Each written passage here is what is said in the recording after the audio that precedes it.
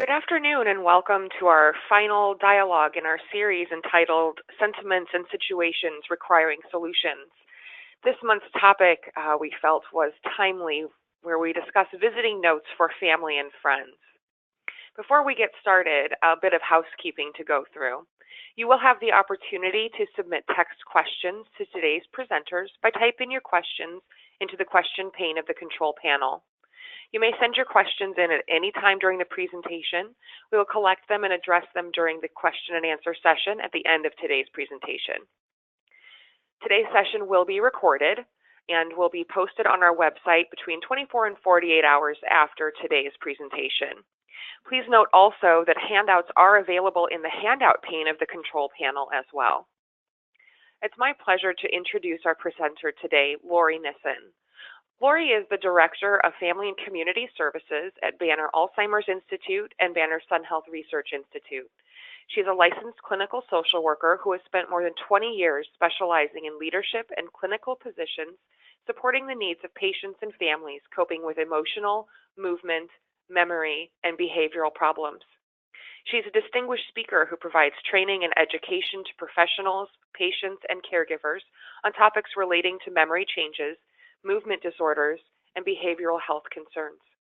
Nissen also serves on the Desert Southwest chapter of the Alzheimer's Association Leadership Council. Please welcome Lori Nissen. Thank you so much, Heather, and thanks for all of you who are listening in and participating. I think, as Heather said, visiting notes are really timely. I think this time of year with the holidays approaching this month, often we have out-of-town guests or family members who don't typically spend much time with you as a family caregiver or with the person with dementia. And I think what we find is that this is a perfect opportunity for us to talk about how we can really handle visiting.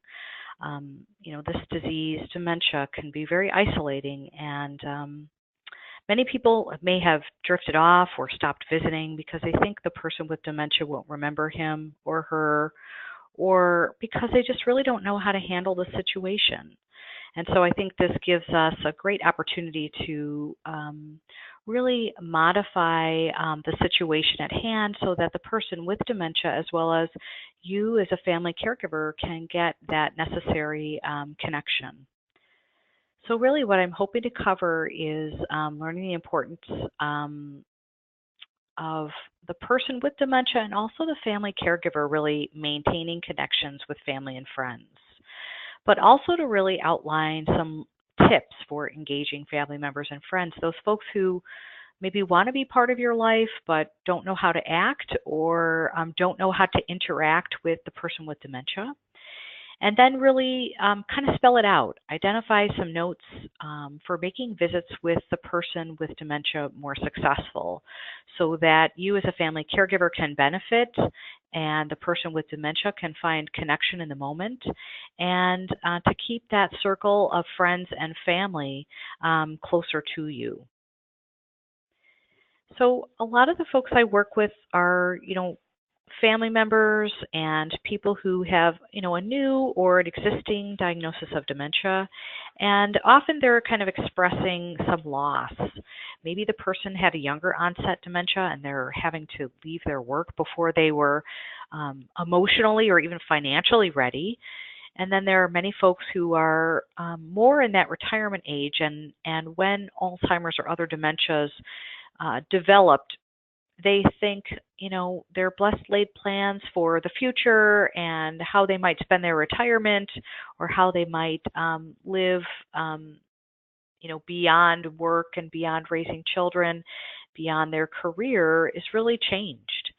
And then I think because this is a brain disease that often the person with dementia seems to be the least aware of the memory changes, as other people around them are very aware, their lack of awareness often creates some denial on our part as family members.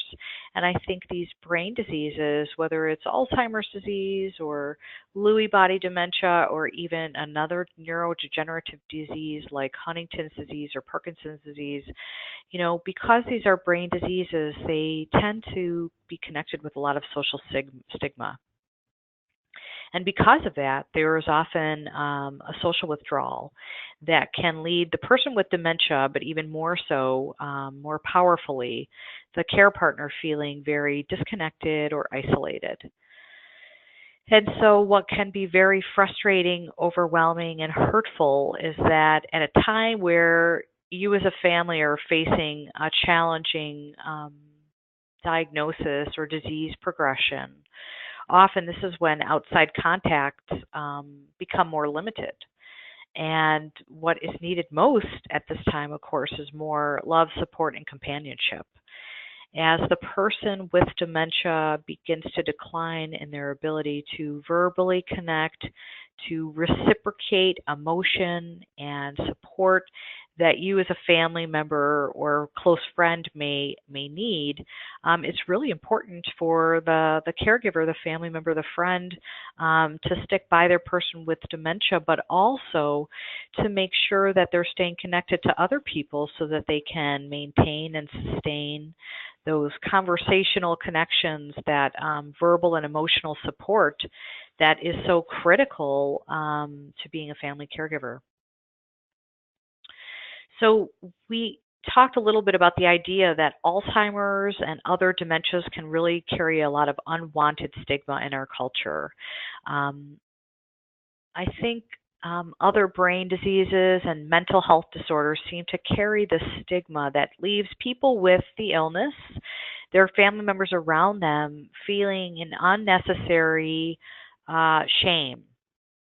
And often people or outsiders who aren't living and breathing it maybe make an assumption that the person with dementia is no longer really able to benefit from the outside world, whether it's activities or whether it's social engagements, or whether it's just a simple visit. We often have people around us thinking, well, the person with dementia has short-term memory loss. They're not going to remember my visit anyway, and so why bother? And so here's what we're going to explain today, why bother, is because it's critically important for the person with dementia, even if it's just in the moment, to benefit from that connection with the outside world. And that while we often get harbored in the thinking that this person has so many losses in their abilities, there are also so many strengths that they can still maintain, and there are still other ways for them to maintain connections with family members and friends and outside activities. So I think focusing on the loss rather than the strengths really limits us and limits our ability to see beyond what may be right in front of us. So often family and friends might feel that they're awkward when communicating with a person. Maybe the person with dementia is very repetitive, doesn't recognize them, or forgets their names, or forgets details of their visits. And so outside family members and friends often discount that or take it personally or feel offended. Where conversation may stop, or when they're meeting with a dyad, end up communicating solely with the family caregiver and kind of ignoring the person, thinking that they can no longer understand that conversation. It's common to hear family caregivers in our support groups and in the individual social work sessions that we lead at our institutes share their frustration about the lack of support they feel from family and friends, and feel kind of helpless in their ability to change it. So a lot of what we do is kind of help people reach out, communicate their needs, and then also, many people develop these emotional and psychological families and friendships with people in their support groups or other people who seem more open and more willing to support them and support their person with dementia. So what can be a really dangerous part of this disease process is when we allow ourselves to become socially isolated. So this often kind of sneaks up on us and happens kind of insidiously, whereby the person with dementia early in the disease, sometimes these are the first things we notice, are becoming more socially withdrawn. They're talking less. Their focus on staying connected to other people becomes minimized. In fact, because they're having often trouble with verbalizations and memory and repetition, they may really shy away or refuse social connections.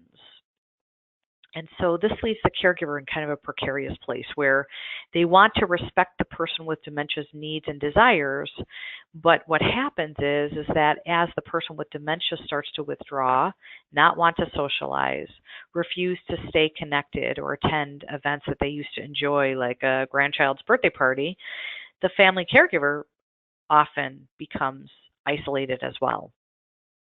And so what happens is the person with dementia and their dyad, their family caregiver, whether it's a spouse or adult child or sibling or close friend, becomes more and more isolated and becomes more and more withdrawn from their social circle, their community circle. And what happens is that their world becomes smaller and smaller.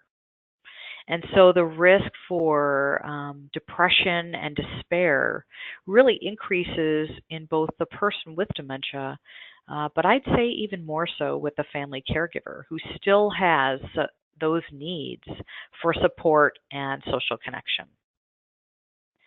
So it's really critical that we take a closer look, which is why we really wanted to provide more information here on their visiting notes, because it's really important for people to stay engaged with other people.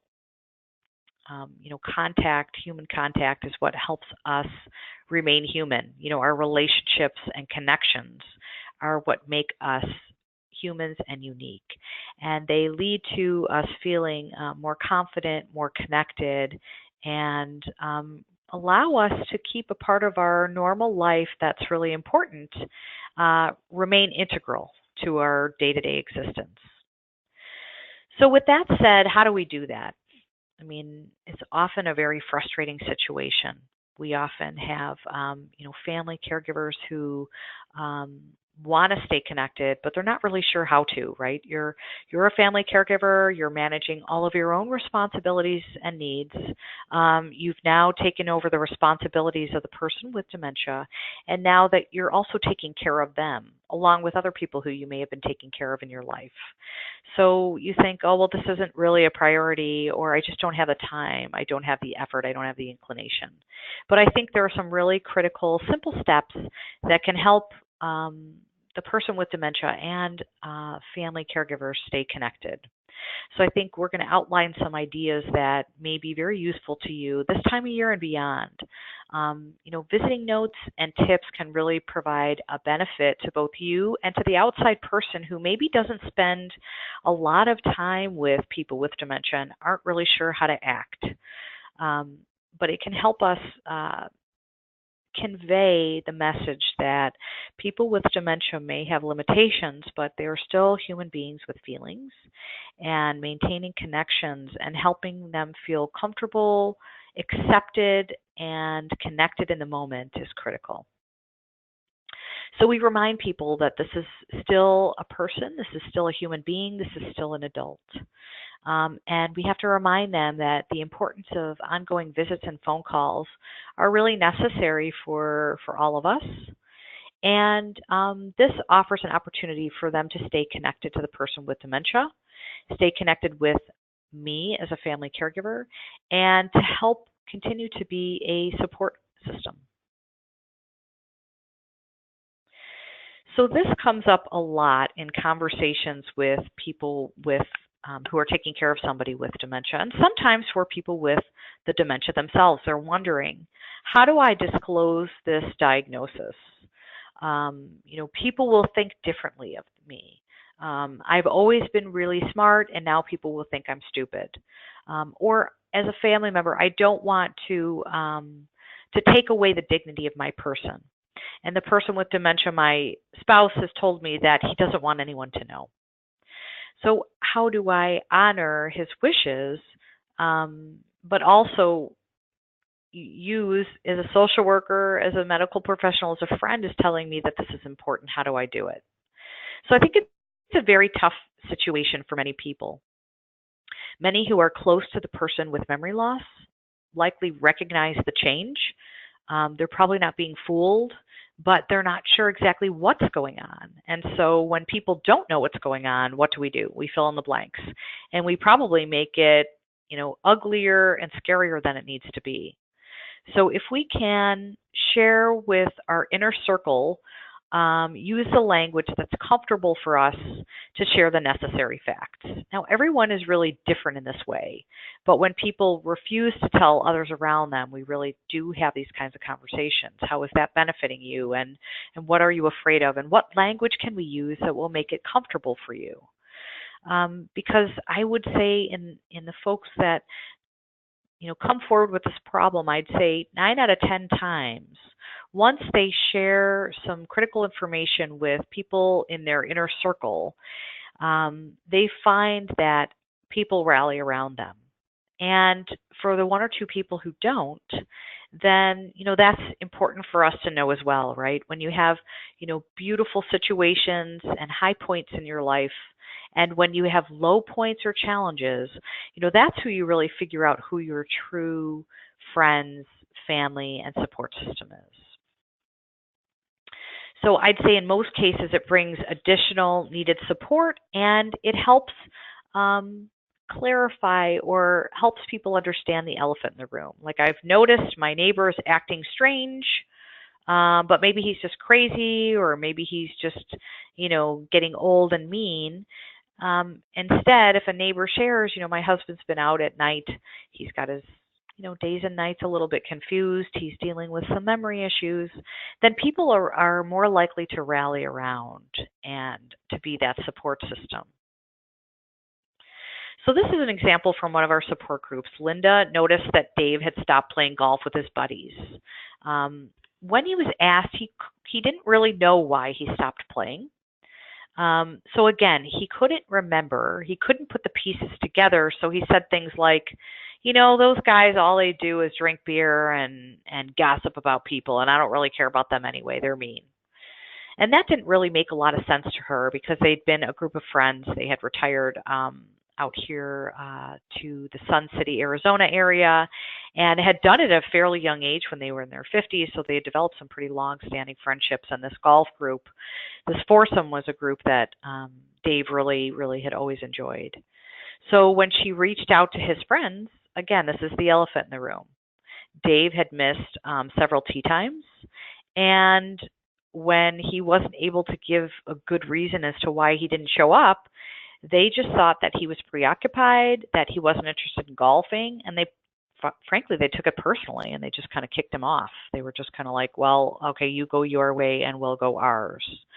So when she reached out to one of his friends after a few weeks of this, and explained, Dave has been having memory problems. We've recently seen a neurologist, and, golf and your friendship has always been incredibly critical to him.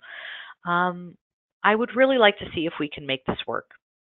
His friend was actually shocked, didn't understand why Dave had stopped showing up, and made a commitment to send Linda the notices of the tee times directly, so that she could make sure that he would get to the tee times on time. And this group of friends was just so committed to keeping him involved in the game that several of them would come when he was no longer able to drive. They would come and pick him up before tee time and take him with to their golf games.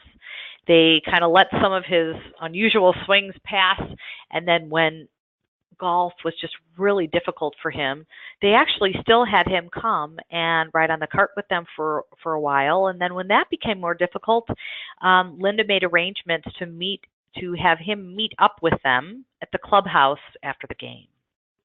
And that meant was incredibly meaningful for Dave, And it was incredibly meaningful for his friends to be able to help support the two of them. And it was incredibly helpful for Linda because she knew that these friendships meant a lot to Dave. And as long as he was golfing, that also gave her a few hours of respite time to spend with her friends or taking care of necessary things around the house or just getting a break. So visiting somebody with dementia can often be a struggle for family and friends. Visits often provide a wonderful source of connection for the person living with dementia, but it's often hard for them to stay connected with current events, for example, or what's happening in the news, or what happened yesterday when we were all together at a bridge game. So as memory progresses, and the short-term memory declines, it may be that we focus more on long-term memories or things that happened in the past as a way to stay connected. What we notice about memory loss with dementia and Alzheimer's and other dementias, I should say, is that the short-term memory is what goes first, right? So what we did yesterday, what I had for breakfast, where I'm supposed to be, but often that long-term memory can stay intact for a longer period of time, and we can play upon that for using it in our conversations about good old times we've had, or raising kids together, or travel, or experiences we've had at work in the past. And so because the person's short-term memory is declining, often there's thought slowing or word finding issues. The person can still benefit from the visit, but they need some pointers as a visitor on how to make the visit more effective so that they don't feel stuck, that they can make the person with dementia feel as comfortable, and so that both people can benefit from the visit. So some of the things we think about in terms of visiting or visitor tips are things like requesting the visitor attend the visit during the person's best time of day. So we had a class here at Banner Sun Health Research Institute this morning, and someone was talking about the idea of sundowning, the fact that their person who is experiencing memory loss as the day goes on becomes a lot more crabby, a lot more fatigued, and a lot more easily overwhelmed. So whereby evening dinners out and dancing used to be something they really enjoyed, it's just not a very good time of day for her spouse. And so when they do social activities or get out of the house for errands, earlier in the day is going to be best for them. So the same goes for when a visitor comes to call, telling them about the person's best time of day is going to be important. And then we all kind of have these preconceived notions about socialization. You go to visit somebody, it should be an hour. Maybe that person is going to feel rude or inappropriate if they leave before 2 hours.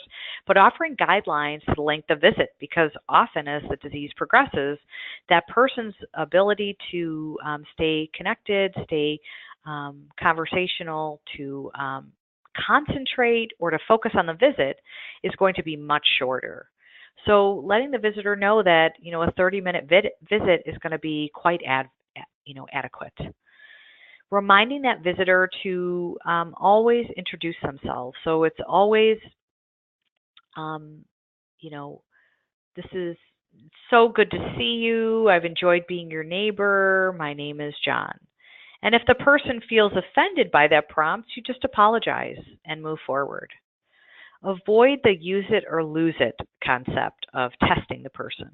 So we often feel in our society that if you don't use an ability, you'll lose it. That makes sense for many things, but for memory loss, if we test the person on something and they don't know the answer, all that will occur is that they'll get frustrated, angry, not want to continue the visit, and it makes them feel sad about the situation or angry because they often feel they should know who that person is, but just can't bring up the name or the connection. So avoid the do you remember kinds of questions. Instead, keep conversation really light. Engage the person in favorite stories or memories from the past. And when words fail, find some kind of simple task that you can enjoy doing together. So a woman in our class this morning was talking about visiting her best friend who's now in an adult care home here in Arizona and doesn't have any family in town.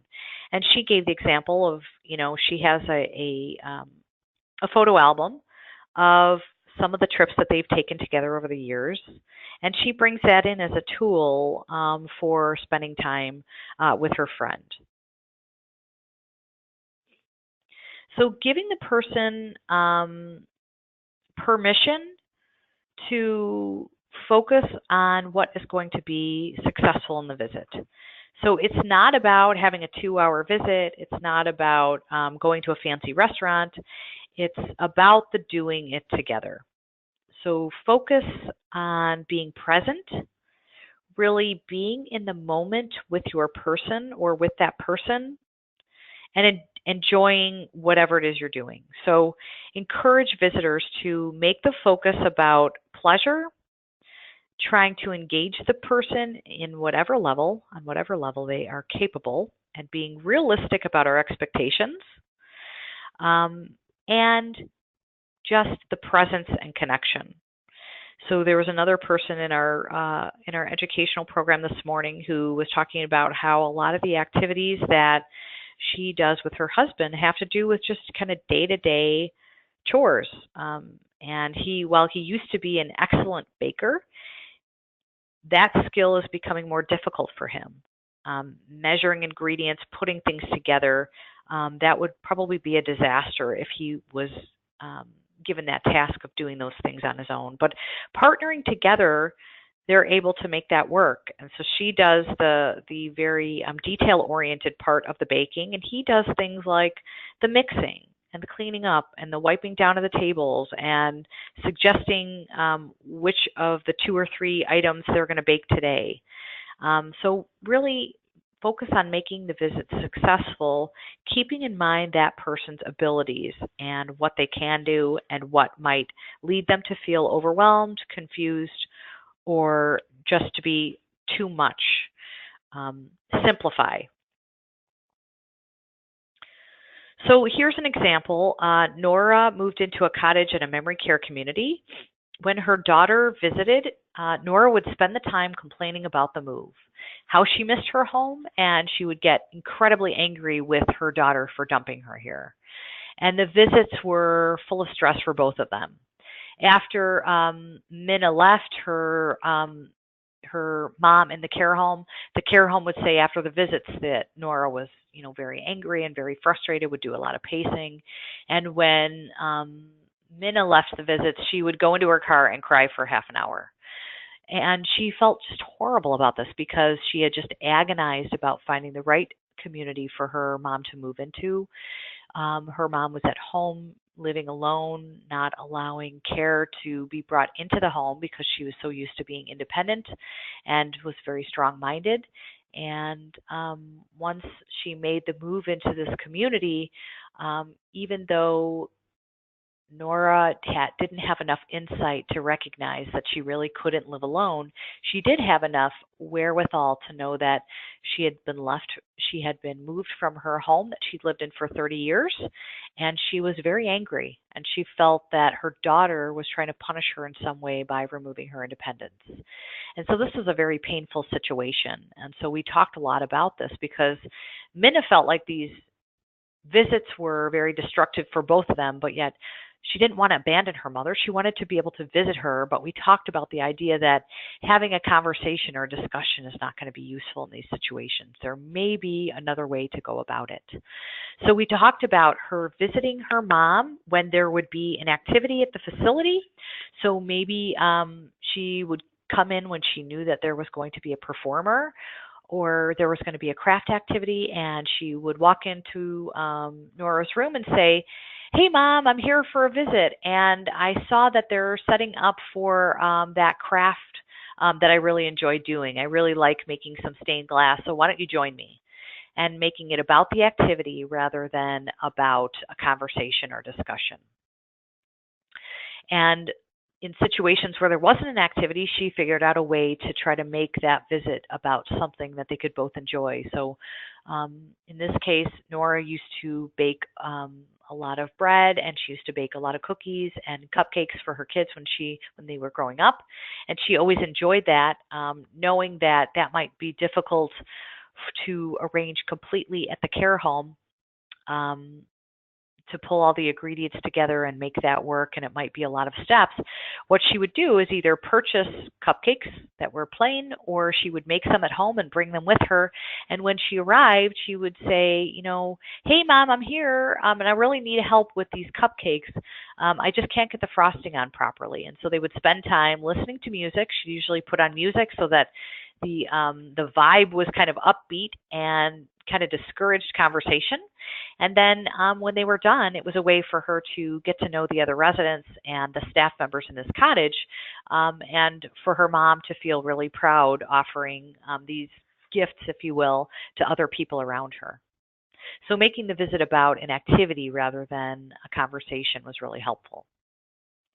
So here's a situation where Julie is the primary caregiver for her spouse. And, like our society is today, not everybody lives in the same city. Often they don't. And her two children were adults. They had their own children. They both had their own families and careers and commitments. And, Julie was actually incredibly angry about the fact that as Jim's memory faded, her children just kind of thought she had it handled and didn't take a lot of extra time to create opportunities for visits and calls. And so what she did was she festered. She remained silent, and she did kind of what we talk about as mental telepathy. She kept thinking that her kids would catch on and that anybody in this situation would recognize that they should still visit and make an effort to spend time with Jim, but never said anything. And so this anger just really built, festered. And one day, when her daughter called, she just blew up at her and just started yelling at her and telling her that, she'd spent, so many years dedicating her life to raising her and being part of the grandchildren's life, and how important, Jim had instilled such important and critical values into these children, and now you're abandoning your dad. And the daughter said, Mom, I really didn't realize you were so angry. What do you need? And Julie was just silent. I mean, I think she felt badly that she had just kind of blown up, but these feelings had been building up. And when she approached her daughter, I don't think she was expecting that her daughter would say, "Well, what can I do to help?" And so, after they were able to talk through it, they were able to schedule weekly calls. And the daughter lived out of town, so she would call every week.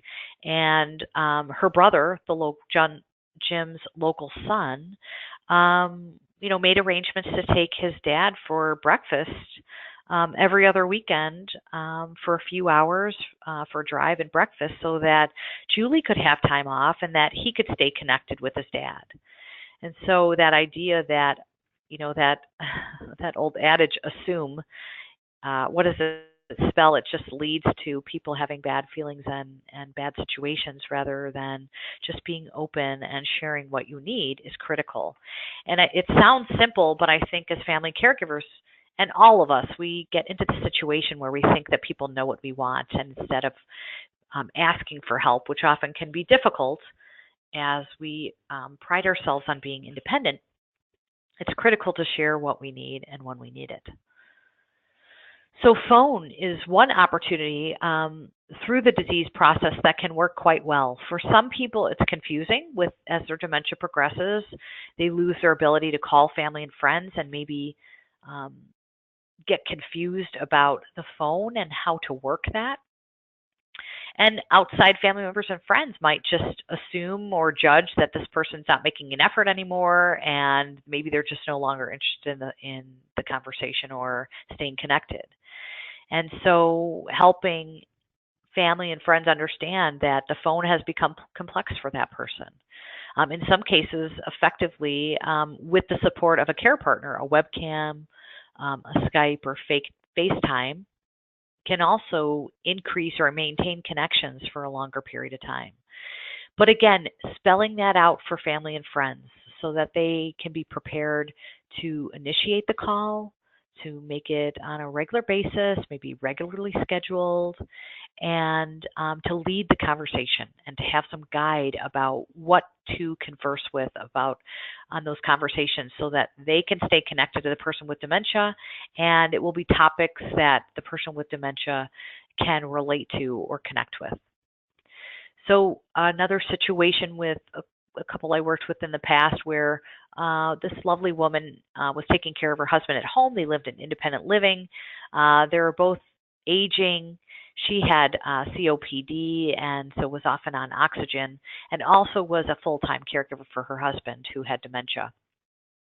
Early in the disease process, that worked out fine, but as her disease progressed and his disease progressed, they really needed to implement care. They had a daughter who lived in town, and that was really beneficial. She visited a lot and brought her dog over to visit, and also helped with things like doctor's appointments and coordination of care, and was able to hire and help facilitate some in-home caregivers as both of them really could benefit. When Phyllis's grandson got married in California, the whole family was planning to attend, and she just felt awful about this. She knew that Mort couldn't make the trip, and she knew that she couldn't make the trip. And she was just really devastated about missing this really important event in her family's, life, one of these, phases of life or symbols of adulthood, and just being part of um, the wedding was really just made her sad and feel awful. Her son surprised her and bought her an iPad or a tablet and taught her some really simple techniques. And during the actual wedding, her niece, who was attending, FaceTimed Phyllis during the wedding so that she could watch the majority of the wedding, and people would come by and say hello to her as if she was actually there greeting her, and she felt so much more included in this event, and was just beaming to be able to see her grandson at the altar with his bride. And although Mort's attention and ability to concentrate and focus was more limited, he was still able to watch part of that ceremony as well. So what are some of the tips to consider when we're using the telephone or using FaceTime or some other kind of equipment? We want to make sure that the caller calls during the person's best time of day, and we have it scheduled. I mean, we're all busy, and so often people don't even phone, or maybe they just text, or they call and leave a message and think that's that. But it'd be better to actually set a schedule and set a guide for the length of the interaction, to have the caller introduce themselves, remind the person who they are and what their connection is. Again, to avoid those do you remember questions, and offering the caller topics that the person really is going to enjoy discussing or hearing about. Maybe it's about travels. Maybe it's about that person's career. Maybe it's about reminiscing about when the person with dementia used to work, what they did for a living. Maybe it's just about filling them in on things that are going on with the grandchildren or kids in the neighborhood, or what they're doing to prepare for a holiday or a vacation or for a visit. And just reminding that caller that the person with dementia, because of that slow thought process and their ability to respond, is going to be slowed down. So when asking a simple question, offering that person choices, and giving them a lot of time to respond. And to encourage the caller to really focus on pleasant stories. So it might be that the visitor and the person with dementia, maybe the visitor used to rely on that person who now has dementia to be a support system. But now they're no longer going to be able to do that. So not calling up when you're in a bad mood or a bad situation, because it often leaves the person with dementia feeling very helpless to be able to help. And it can be very disturbing and confusing to them. So focusing on really pleasant ideas like recreation, visiting kids or grandchildren, pets, work, recreation, things that person can connect with or listen to, and doesn't have to have a lot of context to be able to participate and respond. So here's an example of a situation Hi, Grandpa, this is your granddaughter, Sophie. I'm calling from Colorado. I'm in college. I'm enjoying my freshman year. And, she talks a lot about the weather. It's really different here than it was in Arizona. The scenery here is really beautiful, the mountains. We're just starting to see snow. I know as a kid you said you always loved skiing, and I'm learning how to ski now. And these are the classes I'm taking. I'm not really sure what my major is going to be, but I'm really, enjoying my math classes and talking to her grandfather about if he enjoyed math and how that connected to his past career and maybe what his favorite subject in school might have been.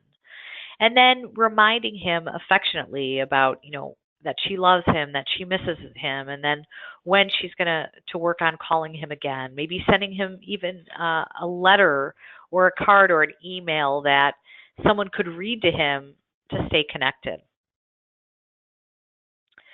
So in our society, we think about a lot of our socialization revolves around, food and drinks, right? Dining out. But remembering that having dinner a large group of people can be very taxing for the person with dementia, whereby for you going out for coffee with, half a dozen of your closest friends is a way for you to relax and kick back and share. For the person with dementia, having to stay focused on one conversation when multiple conversations are going on can be overwhelming, if not impossible. And going to a restaurant or a coffee shop that's really noisy can create lots of challenges for that person as they're really trying to stay focused on what's being said, listen closely to conversation. They might hear noises from other conversations and other tables that is, confusing or distracting for them. And so it's really can be a very difficult situation. And then when we have people, dining out, whether it's at holidays or whether we're at, a lunch or dinner out with friends, what happens is that if we're together with our person with dementia, that may be wonderful because it will help us as a family caregiver keep that person included in the conversation. On the other hand, it can really interfere with our ability as the family member or friend to enjoy the dinner and company and to really be able to converse on our own with some of these folks. So one of the things we recommend is try assigning a buddy to keep the person with dementia engaged. So making sure, again, that when you assign this buddy, you're coaching that person. And also keeping in mind that dining in a very busy restaurant during a very busy time of day can be overwhelming. So it doesn't mean we don't dine out. It means that maybe we look at adapting that situation to better support us and better support the person with dementia. So maybe instead of, eating during the lunch rush at 11:30 or 12, we're going to, go to a cafe around 2 o'clock. Maybe we can go at 11 o'clock in the morning to have lunch, but having the whole group of buddies together is just going to be way too much for us. So instead, we try dining with a smaller group of people. Maybe we go to a restaurant that is smaller, that's more accommodating, that we have a personal connection with, or we've talked with our wait person or the manager about this person having memory loss, and they can help support this dining experience for both the person with dementia and also the person who is their dyad partner or family caregiver. So lunch with friends. We've got Carol and Mark who attend church services on Sundays. They often go to brunch afterwards with a large group of friends. This is what they've always done. It's their church community. It's the way they stay connected. But what's happening is that Mark's memory is declining. And so the church service itself can be very long. We head to the restaurant, we have to wait in line for a long time. Even if we have a reservation, they don't seat us immediately. There's people standing around, there's lots of noise. And once we get seated, everyone's so happy, they order their food and they get lost in conversation. But what happens to Mark? This has been hours out of the day. There's lots of noise, there's lots of stimulation, there's lots of people. And he gets up and says to Carol, "I'm ready to go." And she is shocked at first. She thinks, we just got here. We just ordered our food. I'm just starting to enjoy myself. And she feels really sad because she thinks, I'm not going to be able to participate in this social activity anymore. And that's where we talk about the world that gets smaller and smaller. So it's really easy to just duck out and to just accept that that's the way things are going to be, right? Or it's the flip side is might be more convenient for us as a family caregiver to just keep going to these um, the church and having lunch afterwards because that's something we've always done and we don't want to give it up. But then what? We're just setting ourselves up for Mark to have a failure and for behavioral disturbance to accelerate. So, do we have to give things up or do we have to do things exactly as they were? We have to be flexible. We can be creative. We can think about a way to make this work. So, Carol ends up talking to one of her closer friends in the group, Ruth. They make a plan to just have an afternoon tea with a few friends at Ruth's home. So, they are able to go to church and then they skip a lunch and instead go to Ruth's later in the day or on another day altogether and have an afternoon tea with her and just a few of their friends so that they're staying socially connected, but they're adapting this situation and the environment to a place where Mark feels more comfortable and feels a lot less overstimulated and where they can both better enjoy themselves. So we talked a lot about visiting tips for when someone is in the early and maybe in the more moderate stages of dementia. What do we do when the person is really more in the advanced stage of the dementia? And this can be incredibly isolating for the person with dementia because their verbal skills are very limited. And how do we stay connected to them? The names and faces of the visitors might not quite make sense to them. Um, and the visits focused on discussion or verbal communication become likely impossible. It's still possible, though, to create meaningful connections. Again, this is where we have to be creative, think outside the box. As a woman put it in our group this morning, step into that person's shoes. And if you were somebody with dementia and you couldn't express yourself conventionally verbally, would you want to stop having visits altogether? So, how do we visit during the person's best time of day? How do we make sure that these visits are very limited in time? How do we gently remind the person who we are and our connection to them? How do we use cheerful greetings and touch when it's appropriate? Often this is where the phone and the computer and the technology are less useful in this phase. So friendly smiles and touch when appropriate. This person is still going to know that they are in the presence of somebody who loves them, someone who cares about them, someone who is focusing their attention on the person with dementia, right? Because somebody has dementia and they've progressed, they didn't ask for this disease, you didn't ask for this disease, and so just abandoning or giving up is not an option. We have to find creative ways to stay connected to someone as their verbal skills become more limited. So what are some of the tips we think about during the more advanced stages of the disease? Visits become more sensory in nature. It could be that we focus more on touch. So the woman who was talking today about visiting her close friend in the care home talked about the idea that she will take her for a ride. Sometimes she's just walking her outside to the patio so that they can sit in the sun and listen to the birds. Sometimes it's that she's putting some makeup on her or brushing her hair. So thinking about using the sensory connection to really be the prominent part of the focus of the visit. If the person really enjoys sweet foods, maybe we're offering them ice cream or shake. If they still enjoy looking, maybe we're looking at old photos or scenic landscapes or travel photos or travel guides, children, animals, things that may resonate with them. Maybe it's the sounds. Maybe we're reading short stories or prayers. Maybe we're playing or singing favorite music. Maybe The focus really is around smells. Maybe that person can't participate in baking, but they can enjoy the smell of baking bread or smelling different fruits or herbs or flowers. So just looking for a way to connect with somebody on a non-verbal way can make all of the difference. So as family caregivers, often the biggest hurdle we create for ourselves is asking for help. Reminding ourselves that it is a sign of strength. It is important for us to be gentle but directive in what we need. If someone says, I'd love to help, let me know if you need anything, be specific.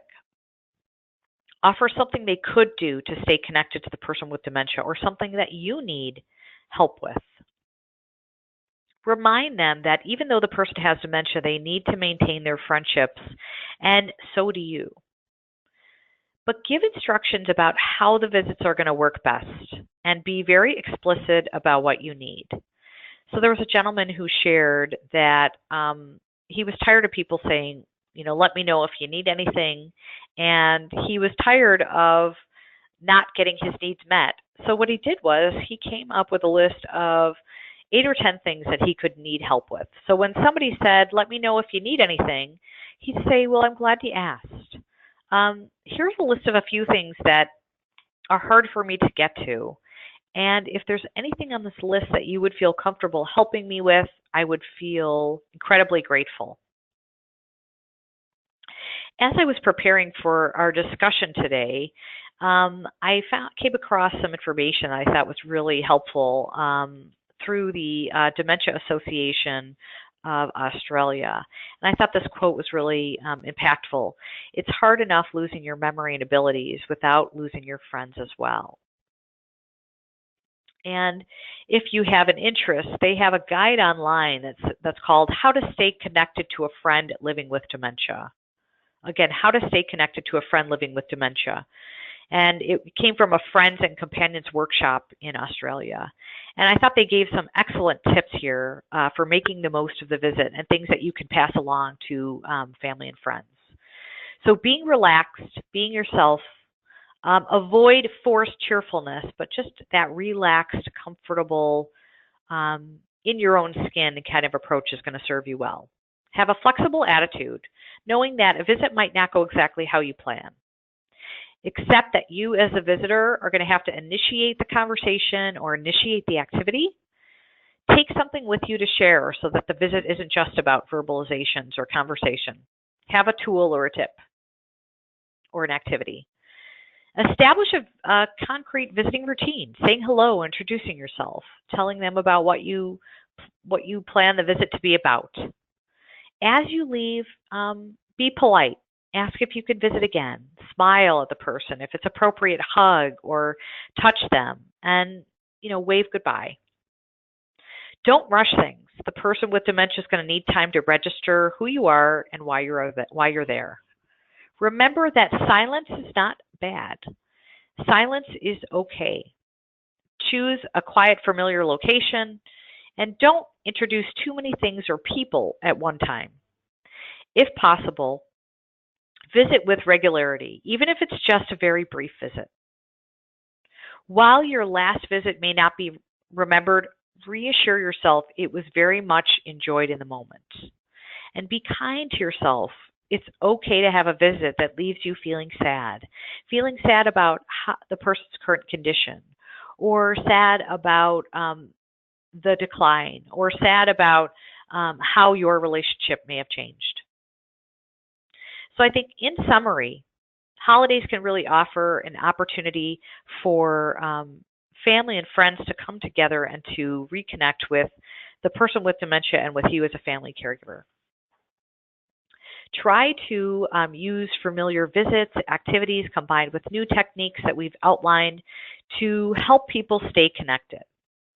Remember that dementia is a disease of the brain, but the spirit of the person with dementia remains.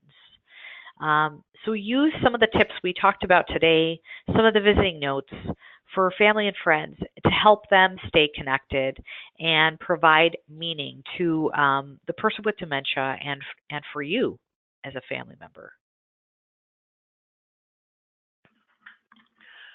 Thank you, Lori. I think this was a great summary of information, and as I mentioned earlier, especially timely this time of year.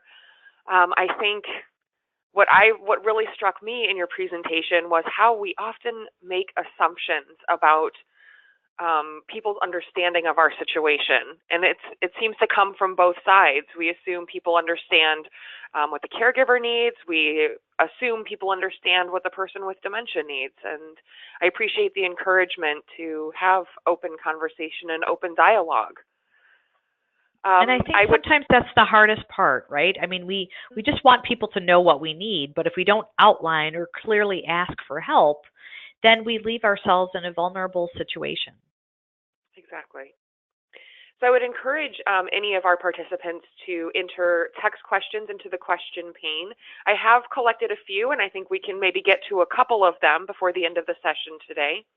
How would you address, we had a bit of a scenario come in, the person with dementia has never been social in the past, and now we have a caregiver who's feeling quite isolated. How can this caregiver try to bring people around to someone who hasn't especially enjoyed engaging with people in the past? Yeah, I think that's a tough situation, but I think what often works for me is blaming myself as the caregiver and apologizing. So, I really want to go to this activity at the rec center and I really don't want to be by myself. Please join me. Or, Joan really misses us and I know you like our quiet time, but I did promise her a short visit today. And so just making it palatable, making it about you, and not asking yes or no questions. So if the person doesn't want to go out and they don't like to go to activities, asking them, would you like to do this, is going to back you into a corner. So saying, let's do, or I really would like to, but I need you to join me, is going to be a better approach. Yes, perfect. Be positively directive and invite them to become involved. Good strategy. Yeah, and if all else fails, I think then you have to look at opportunities to get respite. And that way the person can have an assistant or someone visiting them at home so they're not alone. And you may be the one who can get out, take a break, and socialize on a more full level for yourself, because that's critically important as well to your own wellness. And one more question before we close today. Again, a bit of a scenario, but I think a pretty common one. How would you advise a care partner of someone who doesn't recognize that they have the disease in themselves? They don't use the term Alzheimer's. They don't have insight into their condition. So this care partner is wondering how they can even disclose a diagnosis because they don't want outside people to come back to their person. Oh, so that's a tough situation. And I think it's common because of the changes in the brain and the frontal lobe. Often the person with memory loss is the last one to be aware of it, if at all, ever. So it puts the caregivers in a precarious spot as they're trying to maintain that person's wishes and dignity, but it sets us all up to fail. So it may be that you just, as I said, pick the people that are most important to you. This doesn't need to be a banner that you place on Facebook or social media, but letting people around you know. And it's okay to say, I'm just telling you this because, John is not so aware of his memory loss, but I wanted you to know because I need support and I want you to continue to stay connected with him. So, he's not big on using words like dementia or Alzheimer's disease, although he did receive that diagnosis. They're very intimidating and upsetting to him. So we just go with where he is, and we try to lead the conversation, and there's really no reason for us to talk with him about the memory loss, but what there is reason for is for us to keep you involved and in the know so that it helps you to prepare and stay connected to him on a different level, but still an important level. Great, thank you. I think those are useful strategies as well. Thank you again, Lori, for sharing your expertise on this subject on a topic that I think is, again, very timely and very pertinent to all of our attendees today. If any of our participants are interested in learning more, you want to visit previous dementia dialogues, please do feel free to go to our website where we archive all of our webinars and have even placed some of our classes online as well. A few reminders for you: this webinar was recorded and will be housed on our website within 24 to 48 hours. As soon as we close today, you will be emailed an evaluation of today's session. Please take a couple minutes to fill that out for us and let us know what you thought, not only of today's presentation, but what you would like to learn about in the future, because we do try to create these topics to meet needs. Next month, I would like to invite you to join us. We have a new series of Dementia Dialogues, and we've made a few changes for the coming webinars. So our next dialogue is going to be on January 17th, which is, again, the third Wednesday of the month. We are doing a bit of a time change, though. It is going to be scheduled at 10 in the morning instead of at noon, and the sessions will run a half an hour instead of the full hour. We also are going to change up the format a little bit, where we're going to be having more of a discussion with panelists and invited presenters that we've brought in as well. So we hope that this will be interesting and a refreshed version of our Dementia Dialogues. Thank you so much for joining our Dementia Dialogue today, where we bring the dementia education to you.